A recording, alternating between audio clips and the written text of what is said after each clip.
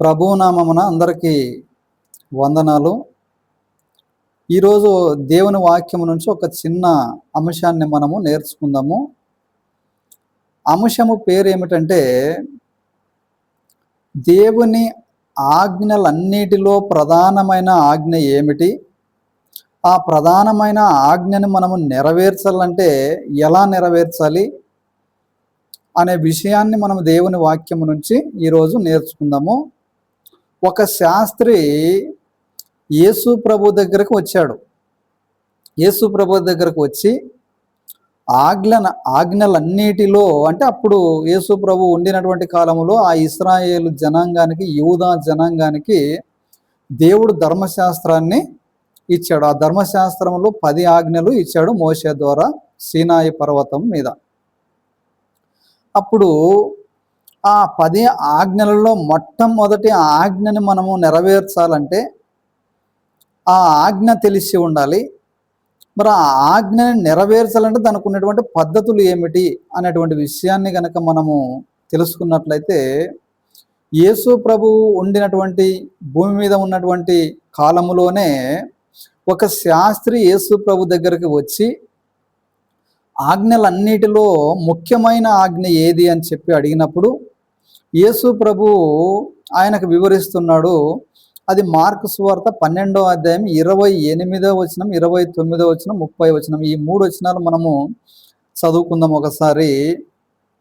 Mark సువార్త 12వ అధ్యాయము 28, 29, 30 వచనాలు చదువుతాము ఒకసారి.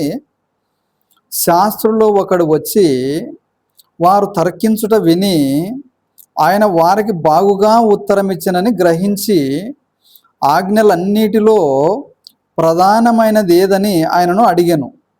అంటే ఒక శాస్త్రి వచ్చి యేసు ప్రభు దగ్గరకు వచ్చి 10 ఆజ్ఞలు ఉన్నాయి ధర్మశాస్త్రంలో, అందులో ముఖ్యమైన ఆజ్ఞ ఏమిటిది అని చెప్పి అడిగినప్పుడు యేసు ప్రభు చెప్తాడు 29లో చూడండి ఒకసారి.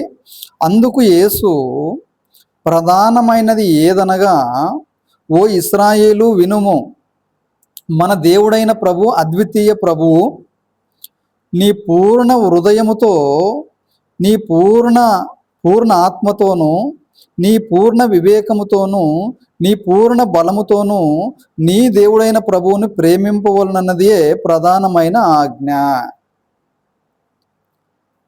అద్వితీయ ప్రభు అని నమ్మాలంట. ఈ మొదటి ఆజ్ఞ ఎలా మనము అంగీకరించాలంటే, ఇప్పుడు ఈ రోజుల్లో మనము ఉన్నప్పుడు కానీ ఆ రోజుల్లో ఉన్నప్పుడు కానీ లోకములోనే అనేక దేవతలు దేవుళ్ళుగా పిలువబడుతూ ఉన్నారు. మరి ఇంతమంది దేవతలుగా పిలువబడుతున్నటువంటి ఈ యొక్క భూమి మీద ఉన్నటువంటి కాలములో మరి ఏ దేవుడు నిజమైన దేవుడు అనే విషయాన్ని మనం పరీక్షిస్తే మనము నమ్ముకున్న దేవుడు అద్వితీయ దేవుడు, అంటే ఒక్కడే నిజమైనటువంటి దేవుడు అనే విశ్వాసము ఉండాలి కదా. కొంతమంది ఈ దేవుని నమ్మారా, వాళ్ళకి ఆ దేవుడు, ఈ దేవుని నమ్మాము కాబట్టి మాకు ఈ దేవుడు, ఇంకా కొంతమంది ఆ దేవుని నమ్మాడు కాబట్టి వాళ్ళకి ఆ దేవుడు. కాబట్టి ఇలా దేవుళ్ళు లేరు. వాళ్ళు నమ్ముకున్నారు, అది వాళ్ళ వ్యక్తిగత అనేటువంటి విశ్వాసం. ఇక్కడ చెబుతున్నటువంటి మాట, నీవు ఈ మొదటి ఆజ్ఞను గనక నెరవేర్చాలంటే మన దేవుడైన ప్రభు అద్వితీయ దేవుడు, ఒక్కడే దేవుడు అనేటువంటి విషయము తెలిసి ఉండాలి. మరి ఆ ఆజ్ఞను మనము నెరవేర్చాలంటే 29, 30 వచనాలలో ఏం చెప్తాడంటే,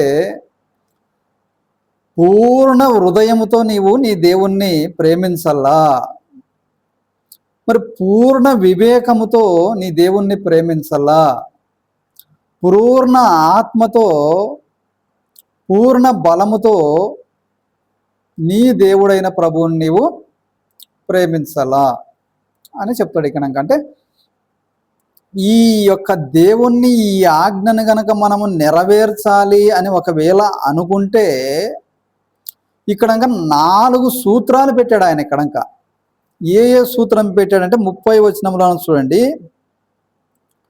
నీవు నీ పూర్ణ హృదయముతోనూ, నీ పూర్ణ ఆత్మతోనూ, నీ పూర్ణ వివేకముతోనూ, నీ పూర్ణ బలముతోనూ నీ దేవుడైన ప్రభువును ప్రేమింపవలనన్నదే ప్రధానమైన ఆజ్ఞ. ఈ 4 మనము ఎప్పుడైతే నెరవేరుస్తామో, ఎప్పుడైతే మన జీవితంలోన కనిపిస్తావో, అప్పుడు నేను మొదటి ఆజ్ఞని నా జీవితంలోన నేను నెరవేరుస్తున్నాను అని మనం గ్రహించుకోగలం. చాలామంది మొదటి ఆజ్ఞలోనే మనము ఫెయిల్ అయిపోతున్నాం. ఎందుకంటే ఈ ఆజ్ఞలాన 4 సూత్రాలు పెట్టాడు. 4 సూత్రాలు. ఈ 4 సూత్రాలు ఏమిటి అంటే, ఈ 30వ వచనంలోనే ఏం చెప్తాడు చూడి. నీ పూర్ణ హృదయముతోనూ అంటే కంప్లీట్గా నీ హృదయం అనేటువంటిది కంప్లీట్గా దేవుడు అనేటువంటి పదం వచ్చినప్పుడు ఇంకా మిగతా ఏది నీ హృదయంలోనూ ఉండేదానికి వీలు లేదు. అంటే ఒకసారి యేసుప్రభు ఏమంటాడంటే,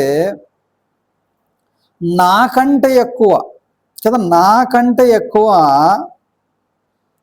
తల్లినైనను, తండ్రినైనను, భార్యనైనను, పిల్లలనైనను, భూములనైనను, ఇండ్లనైనను, ఇక నువ్వు ఏమిటిని తీసుకుంటావో అవన్నీ తీసుకో, కానీ వీటన్నిటికంటే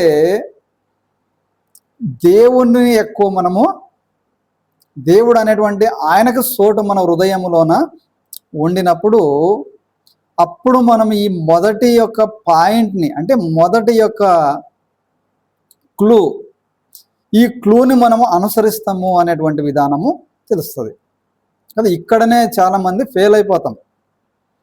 ఇక్కడనే మనం ఫెయిల్ అవుతాం. ఈ మొదటి ఆజ్ఞలను మొదటి సూత్రంలోనే ఫెయిల్ అయిపోతాం. ఎలా ఫెయిల్ అవుతాం అనేటువంటి విషయము మనము చూస్తే, ఒక చేతన ఇగోటి కావాలా, ఒక చేత దేవుడు కావాలనుకుంటాము.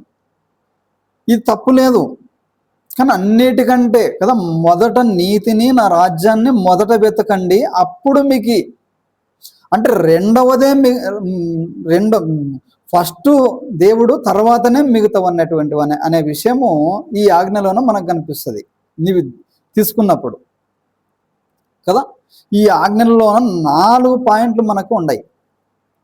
ఈ 4 పాయింట్లు మనము నెరవేర్చాలంటే, ఇప్పుడు కొన్ని మన కండెదురుగా జరుగుతున్నటువంటి పద్ధతులను మనము చూసినట్లయితే, ఎట్లా మనం ఆలోచన చేస్తే, పూర్ణ హృదయముతోన నీ దేవుణ్ణి నీవు ప్రేమించాలి అనేటువంటి మొదటి పాయింట్ని మనం గడ్డకెక్కాలంటే, ఒకానొక రోజు వస్తుంది, ఆదివారం రోజు మనం ప్రభువుని ఆరాధించాలా, ప్రభువుని స్తుతించాలా, ప్రభువుని మహిమపరచాలా, ప్రభువుకు మన ఆ రోజు సమయాన్ని దేవునికి ఇవ్వాల. అంటే ఇది రూల్ కాదు, కానీ ఈరోజు మనము యేసు ప్రభువు ఆదివారమే తిరిగి లేచాడా, ప్రభువు దినం అని ఆదివారాన్ని మనం పిలుస్తూ ఉన్నాం కాబట్టి, మనం ఆదివారమే సెలవు దినం కాబట్టి, ఆదివారమే మనము మిగిలిన రోజులు మనం పనులు చేసుకుంటాం కాబట్టి, ఆదివారం రోజే మనము దేవుణ్ణి ఆరాధిస్తాం కాబట్టి, ఈ ఆదివారం రోజు మనము చాలా మందిని చూస్తాం. ప్రభు అయిన యేసుక్రీస్తును అంగీకరించినటువంటి వారిని మనం చాలా మందిని చూస్తాము. చూసినప్పుడు కొంతమంది పూర్తి దేవునికి సమయాన్ని ఇవ్వలేరు, పూర్తి హృదయాన్ని దేవునికి ఇవ్వలేరు. వాళ్ళని మనము ప్రశ్నించినప్పుడు వాళ్ళు ఒక వారం వస్తారు, ఒక వారం రారు, ఒక వారం వస్తారు, ఒక వారం రారు. ఎందుకు ఇలా అంటే, నాకు వేరే పని ఉండి ఈరోజు రాలేకపోయాను, నాకు వేరే యొక్క సమస్య ఉండి ఈరోజు రాలేకపోయాను, లేకుంటే వేరే పెద్ద కూలి ఉంది రాలేకపోయాను, లేకుంటే ఇంతకంటే అనేటువంటి విషయాన్ని వాళ్ళు చెబుతారు.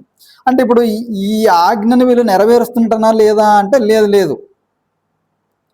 అంటే వీళ్ళు దేవుణ్ణి పూర్ణ హృదయముతోనది వీళ్ళు దేవుణ్ణి ప్రేమించడము లేదు. అంటే దేవుణ్ణి ఏదో ఖాళీగా ఉన్నప్పుడు సమయం అనుకూలం ఉంటేనో లేకుంటే అక్కడ పని లేకుంటేనో దేవునికి సమయం ఇస్తాం తప్ప పూర్తి అంటే మేము ఇవ్వలేమండి, మాకు కొన్ని పనులు ఉంటాయి కదా అంటాడు. అంటే ఈ మొదటి ఆజ్ఞలోనే మొదటి పాయింట్లోనే మనం మిస్ అయ్యి పోతాము కదా. చూద్దాం కిందికి ఒకసారి మనము చూసినట్లయితే మనము కీర్తనల గ్రంథము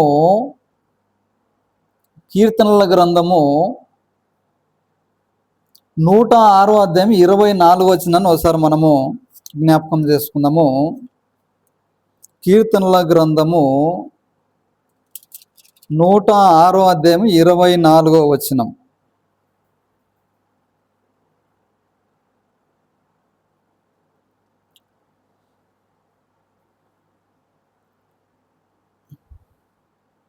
వారు రెమ్మమైన దేశమును నిరాకరించి ఆయన మాట నమ్మకపోయిరి, యెహోవా మాట ఆలకింపక వారు తమ గుడారములలో సనువుకొనిరి. అంటే దేవుని మాట కంటే బయట వీళ్ళకి కావాల్సినటువంటి అవసరాలే ముఖ్యము అని చెప్పేసి ఆ రోజు 10 ఆజ్ఞలు ఏ ఇశ్రాయేలు జనాంగానికైతే ఇవ్వబడిందో ఈ మొదటి ఆజ్ఞ విషయంలోనే వాళ్ళు ఆజ్ఞను నిరాకరించి వారు సొంత కార్యాలకి బానిసలుగా మారిపోయినట్టుగా మనకి కనిపిస్తుంది.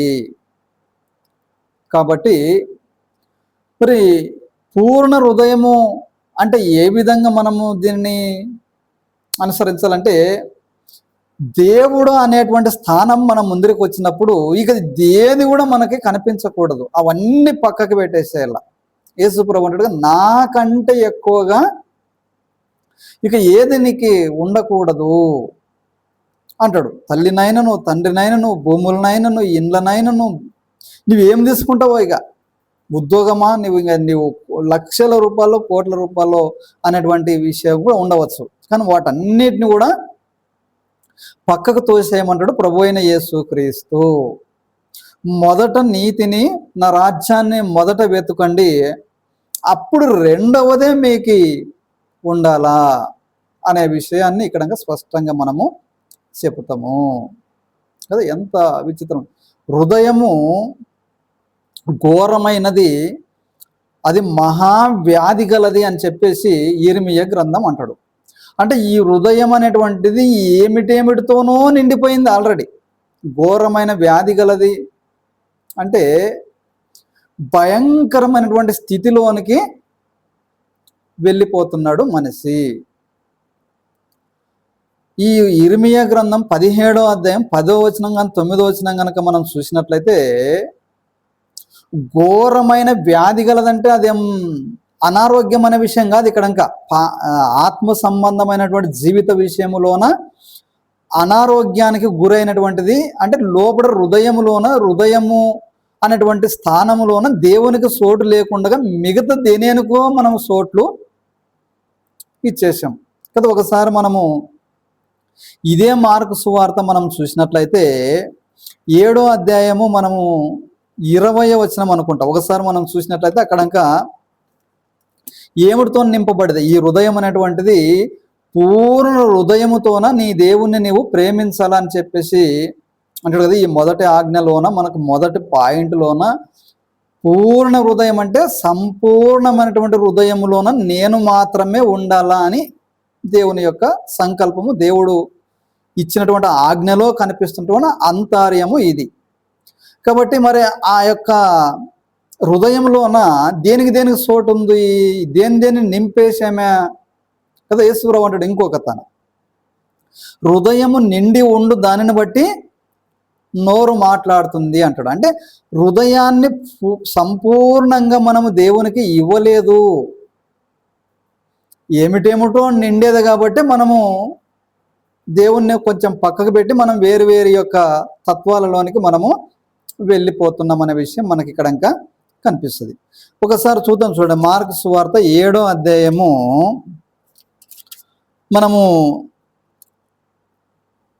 21 నుంచి మనం చూద్దాం. చూడండి, లోపలి నుండి అనగా మనుషుల హృదయములో నుండి దురాలోచనలను, జారత్వములను, దొంగతనములను, నరహత్యలను, వ్యభిచారములను, లోభములను, చెడుతనములను, కృత్రిమములను, కామ వికారమును, మత్సరమును, దేవదూషణయు, అహంభావమును, అవివేకమును వచ్చును. ఈ చెడ్డవన్నీయు లోపల నుండియే బయలు వెళ్ళి మనుషుని అపవిత్రపరచునని ఆయన చెప్పెను. అంటే హృదయం ఏమిటితో నిండిపోయేదనంట? ఇక పూర్తిగా అన్ని లోకములోన ఈ చెడు కార్యాలు ఎన్నైతే ఉండవో వాటన్నిటితో హృదయము నిండిపోయింది. మరి అన్నిటితో హృదయం నిండిపోయినప్పుడు దేవునికి మనం సోటి ఇవ్వాలంటే ఎక్కడి నుండి ఇస్తాము? లేదు లేదు లేదు. దేవునికి మనం ఈ మొదటి ఆజ్ఞను మనం నెరవేర్చాలంటే ఇక్కడ చదివినటువంటి ఏ ఒక్కటి, ఇవన్నీ కాదు, ఒక్కటి హృదయంలో ఉన్నా కూడా ఈ మొదటి పాయింట్ని మనము నెరవేర్చిన వాళ్ళము కాదు కదా, నెరవేర్చిన వాళ్ళము కాదు కదా. ఒకసారి మనము ఒక వచనాన్ని మనం చూపిస్తాం. 119వ కీర్తనల గ్రంథము 119వ కీర్తన 11వ వచనం అనుకుంటాను. ఒకసారి మనము చదువుకుందాం. ఒకసారి కీర్తనల గ్రంథము 119వ అధ్యాయము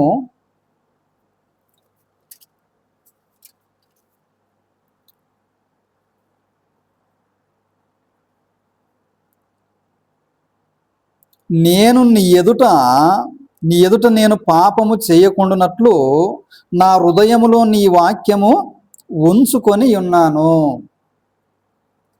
ఈ భక్తుడు ఏమని రాస్తున్నాడు?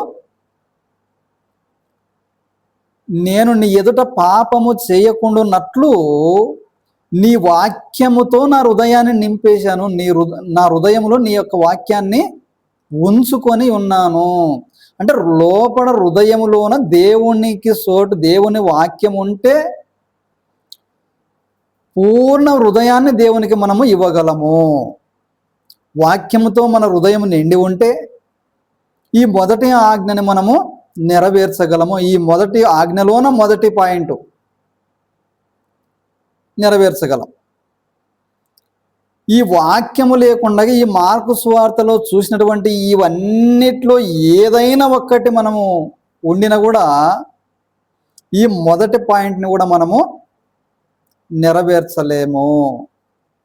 కాబట్టి మరి ఈ వాక్యాన్ని మనం ఆలోచిస్తే ఇంత పగడిబందుగా మొదటి ఆజ్ఞలోనే ఇంత ఖచ్చితమైనటువంటి తత్వము ఉండినప్పుడు మనం దీనిని నెరవేర్చాలంటే మనము నిజంగా ఈ మొదటి ఆజ్ఞలోనే మొదటి పాయింట్లోనే మనము ఫెయిల్ అవుతామా అనే విషయాన్ని కనుక మనము ఆలోచించినట్లయితే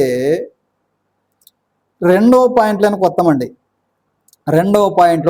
ఈ రెండవ పాయింట్లో ఏం చెప్తాడంటే పూర్ణ ఆత్మతో అని చెప్తాడు. అక్కడ ఇంకా మార్కు సువార్తలోనికి మనం మొత్తం ఒకసారి 12వ అధ్యాయము 30వ వచనాన్ని మనం ఒకసారి చూద్దాము. మార్కు సువార్త 12వ అధ్యాయం 30వ వచనం. నీవు పూర్ణ హృదయముతోనూ నీ పూర్ణ ఆత్మతోనూ కదా, పూర్ణాత్మతోను అంటే ఏంది? పూర్ణాత్మ అంటే ఏంది కదా, ఇది ప్రశ్ననే మనకి. ఇక్కడ రెండో ప్రశ్న ఇది. ఈ ఆజ్ఞలోనే 4 సూత్రాలు. ఈ 4 సూత్రాలలోనే మొదటి సూత్రమేమో పూర్ణ హృదయముతోను నీ దేవుణ్ణి నీవు ప్రేమించాలి. రెండవ సూత్రం ఏంది? పూర్ణ ఆత్మతోనంటే ఏంది? దేవుణ్ణి ఎట్లా ఆరాధించాలంటాడు? యేసు ప్రభువును సమరయ స్త్రీ అడుగుతుంది ఒకసారి, ప్రభువా మా పితరులు ఈ కొండ మీద ఆరాధిస్తూ ఉండ్రి, అసలైన స్థలం యెరూషలేములోన ఉంది అని చెప్పినప్పుడు ప్రభువు ఏమంటాడు? యేసు ప్రభు ఆమెతోన, ఒక కాలము వస్తుంది అమ్మా, దేవుడు ఆత్మ గనక ఆయన ఆరాధించువారు ఆత్మతోనూ సత్యముతోనూ ఆరాధించాలి. అంటే ఆత్మతో అంటే ఏంది? యేసు ప్రభు మరణించి తిరిగి పరలోకానికి అయిన తర్వాత పరిశుద్ధాత్మని ఈ లోకానికి పంపిస్తాను. ఆ ఆత్మ మీ హృదయంలోనికి వస్తుంది. మీరు ఆత్మను దుఃఖపెట్టకండి. ఆత్మ మీ హృదయంలో సంపూర్ణంగా నివసింపనీయుడి. ఆ ఆత్మ ద్వారా మీరు దేవుణ్ణి ఆరాధించాలా. ఇంకొక దాన ఏమంటాడు, పిరికి ఆత్మని నేను మీకు ఇవ్వలేదు, నిగ్రహము గల ఆత్మని నేను మీకు ఇచ్చాను. అంటే పరిశుద్ధాత్మ దేవుణ్ణి మన హృదయంలోన ఉండాలంటే మనము చేసేటువంటి పద్ధతులు, మనము చేసేటువంటి అలవాట్లు, మనము అనుసరించే విధానాన్ని బట్టి ఆయన మనలో దుఃఖపడకుండా ఉంటాడు కదా, దుఃఖపడకుండా ఉంటాడు కదా. తెస్సలోనిక పత్రికలోనే ఏముంటుందంటే, మీలో ఉన్న పరిశుద్ధాత్మని మీరు దుఃఖపరచకూడి. అంటే పరిశుద్ధాత్మను దుఃఖపరుస్తామంటే, ఈరోజు మనిషికి భక్తి ఎక్కువసేపు ఉండదు. ఆరాధనకు వెళ్ళి ఏదో అక్కడ మందిరములోన ఆ 1 గంటనో 2 గంటలో ఆ కుసుకున్నంత వరకే ఆ భక్తి ఉంటుంది తప్ప, బయటకు వచ్చిన తర్వాత భక్తి అయిపోతుంది.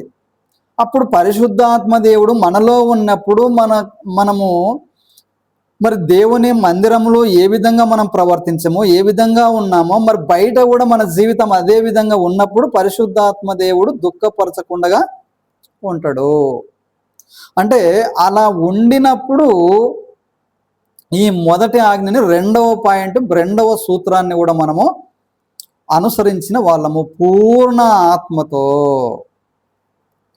కదా. పరిశుద్ధాత్మ సంపూర్ణంగా మీ హృదయంలో ఉండినప్పుడు ఆ యొక్క పరిశుద్ధాత్మతో మీరు ఆరాధన చేసినప్పుడు ఈ రెండవ సూత్రాన్ని కూడా మనము నెరవేర్చిన వాళ్ళము అవుతాము. కాబట్టి ఒకసారి ఆ వచనాన్ని కూడా మనం ఒకసారి చూద్దాం. చూడండి, ఇక్కడ కంటే కూడా ముందుగా ఆ యొక్క వచనాన్ని చూపిస్తుంది. తెస్సలోనికి రాసినటువంటి పత్రిక 5వ అధ్యాయము, మొదటి తెస్సలోనికి రాసినటువంటి పత్రిక 5వ అధ్యాయము